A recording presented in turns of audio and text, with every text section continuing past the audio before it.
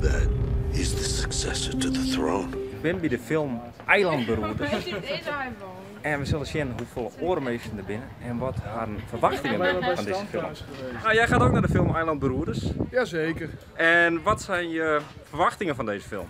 Nou ja, ik verwacht toch wel echt dat het over een eiland gaat en dat het er vrij vet wordt natuurlijk. Een stukje geschiedenis erbij. Goeie, doe eens naar de film Eilandberoerders. Ja.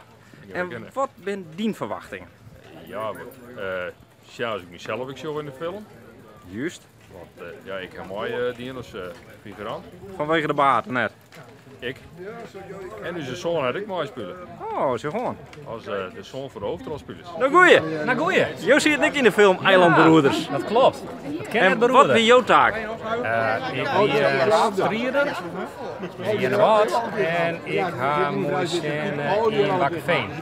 Bij die prachtige Weem. Ik denk dat hij echt fantastisch is geworden. Hij is alleen een beetje te lang, 2 uur en 40 minuten. Maar ik hoop dat jullie jezelf kunnen herkennen in de grote veldslagen en alle gave scènes. We must break their will.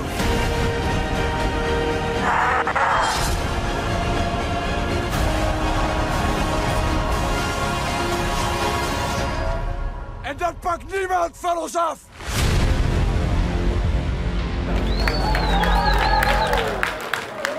Nou, wat voest de film, Jip? Ja, geweldig. Fantastisch. En zit er ook in? Ja, meerdere malen. Een paar keer goed in beeld. Doe ik. Ja. Ik zit er ook in. En dan ben je van uw vreun, die weet je wel. Absoluut. Nou, wat voest de film? Ik kan nog wat kicken. Kikken. Ja, nee gedaan. Ja, geweldig. Het was een lange film. Heel veel romantische indrukken. Het begin vond ik wat warrig misschien. Maar ja, het zat er lekker in. En, nou, we lagen er allemaal mooi door volgens mij. Op een gegeven moment na een uur. Ja, ik vond het wel een epische film, zeg maar. Epische film. Ja. Kijk, als Ben Hur in de jaren 40, zeg maar, alleen dan optie Friesland. Moeten mensen zelf maar gaan kijken. Aanraden. Aanraden. Gewoon gaan. Gaan.